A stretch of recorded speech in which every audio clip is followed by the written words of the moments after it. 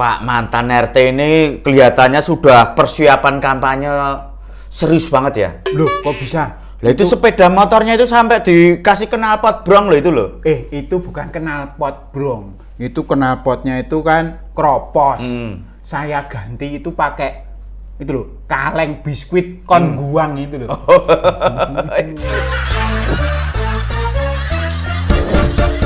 Siji loro telu ayo padha guyu papat lima enem ayo padha mesem pitu wolu songo aja lali ndonga.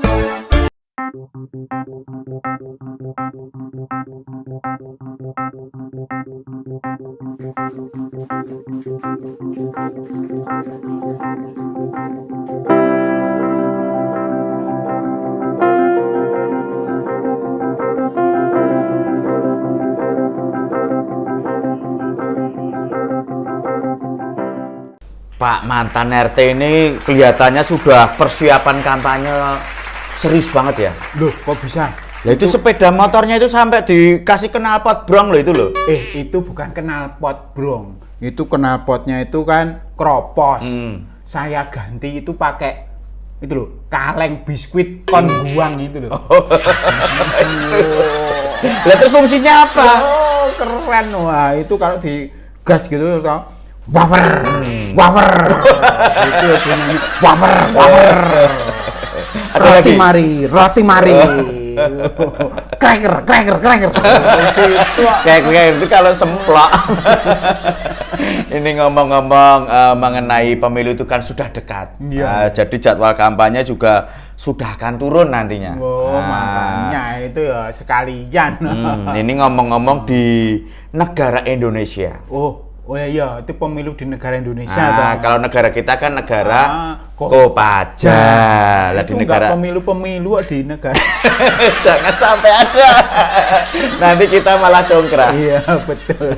Ya, ini anaknya Pak Presiden Indonesia. Iya. Itu Mas Gibran. Itu katanya kok mendukung Pak Prabowo. Itu kan bukankah Mbak Lela itu kan dibesarkan oleh partai PDIP. Dia itu cuma menerima tamu loh. Pak Prabowo datang ke kotanya, ya dia menyambutnya silaturahim. Rahmi. Tapi itu kan yang namanya istilahnya Mbak Lela itu kan istilahnya apa ya? Berkhianat kepada partai yang membesarkannya. Lah itu bisa diartikan kan memberikan dukungan Pak mantan RT. Ya masa orang datang ya bisa dianggap memberi dukungan kan belum pasti. Bisa juga dia malah cari duit. Nggak bisa. Atau ini Mas Gibran ini memang cari yang punya duit, yang punya modalnya banyak, didukung gitu. Bisa mungkin gitu. Oh ya, tapi kan keterangannya hanya silaturahmi gitu. Itu kan cuma ya relawan itu pada kumpul gitu. Nah, tapi yang namanya relawan pada kumpul, terus ada videonya, ada fotonya, ini kan juga bisa diartikan sebagai wujud dukungan toh, Pak. Ada deklarasinya. Loh, Pak mantan RT malah ikut saya. Ya enggak, itu kan sudah minta maaf juga itu Mas Gibrannya itu. Sudah ditegur, sudah minta maaf juga. Atau mungkin itu malah ngeprank. Ngeprank bagaimana? Ngeprank Pak Prabowo. Lah kok bisa?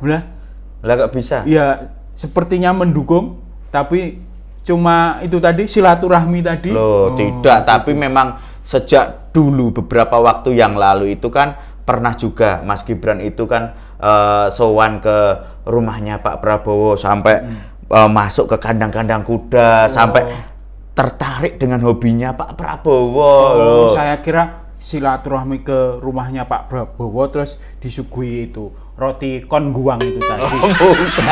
Buat saya knalpot tadi bukan toh.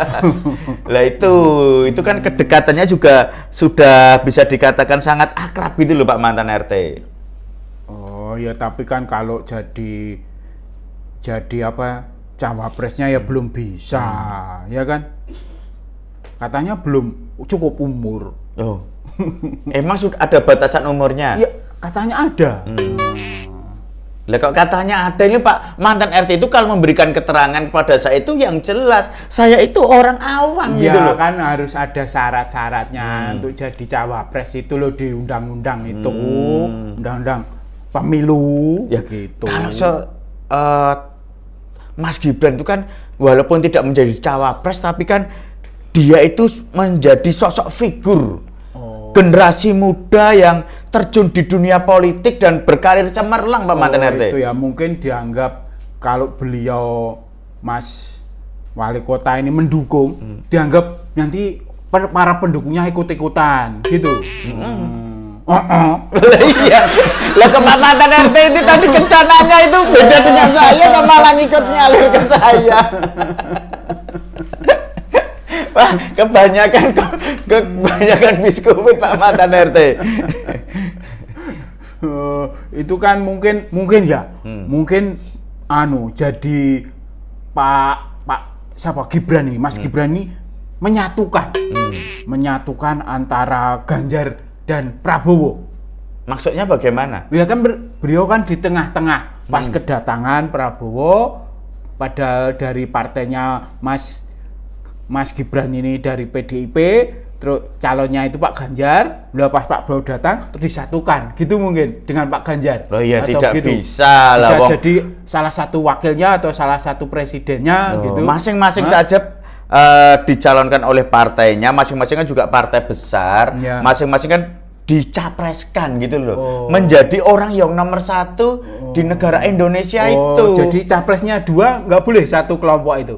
Ya kalau capresnya 2 boleh kan, besok kan ada pemilihan. Iya makanya ini. Capresnya 3 pun boleh gitu loh. Lah ya, ini kan minimal katanya 2 kok. Lah ini juga bisa antisipasi. Antisipasi bagaimana? Kalau tiba-tiba Pak mantan RT sebelah itu gagal mencalonkan, wah kan jadi tinggal 2 capresnya.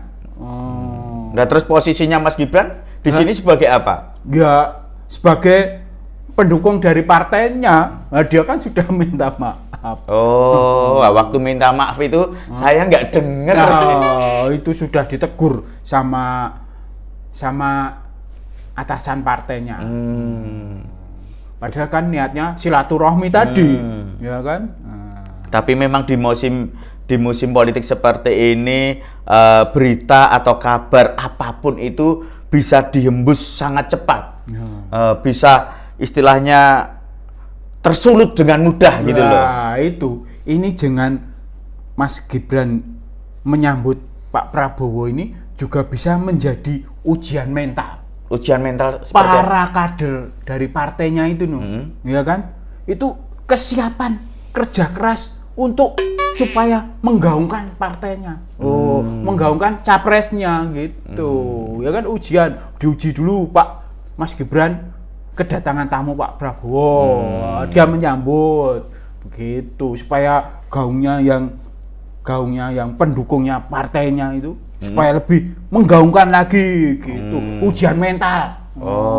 Tapi bisa juga itu. Bisa dikatakan sosok Mas Gibran ini menjadi public figure yang dipertimbangkan juga loh ya. Oh iya. Nyatanya begitu kerawuan tamu aja sudah bikin heboh. Kedatangan. Kalau kerawan itu berarti kesurupan.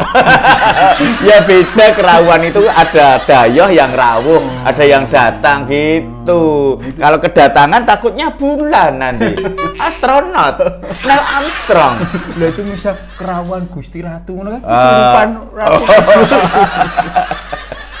Iya beda kalau hal seperti itu. Lah ini memang sebagai kader-kader partai itu harus bekerja keras untuk menyuarakan capres dari partainya. Nah iya, mungkin juga ini Mas Gibran dan Prabowo ini atau Gibran ini balas bagaimana? Balas Pak Ganjar. Dalam hal apa? Dulu kan di prank masalah sepak bola U20 itu, wah sekarang dibalas dengan Mas Gibran ngeprank nyambut Pak Prabowo. Ya kan? Dulu Mas Gibran di prank sama Pak Ganjar. Iya. Kalau timnas Israel tidak bisa ke sini. Iya. Akhirnya Mas Gibran membalas juga ngeprank Pak Ganjar dengan kedatangan Pak Prabowo. Dianggap sebagai sebuah dukungan. Wah, iya. Ini berarti yang keprank bukan Pak Ganjar, bukan Pak Prabowo, bukan Mas Gibran. Nah, siapa? Masyarakat luas gitu loh. Benar. Jadi bingung. Benar. Ya, waktu itu kan karena FIFA membatalkan, akhirnya masyarakat kotanya Mas Gibran yang sudah siap-siap kedatangan tamu Piala Dunia jadi nggak jadi. Pada persiapan sudah jadi Mas Gibran merasa ngeprank. Sekarang Mas Gibran ngeprank Pak Ganjar, dia pura mendukung Pak Prabowo. Lah yang bingung juga masyarakatnya lagi. Kita memang sebagai masyarakat kecil, khususnya saudara-saudara itu yang dukungnya sana, dukungnya sini, dukungnya situ, saling gontok-gontokan. Yang atas makan bareng. Makanya itu sebagai masyarakat kita yang cool saja. Oh, kecuali kita berdua. Iya. Walaupun kita kelihatannya rukun berdua di sini, tetapi tetap panas. Panas. Tahu kenapa panas? Kenapa? Minumnya kopi. Silakan diminum Pak mantan RT.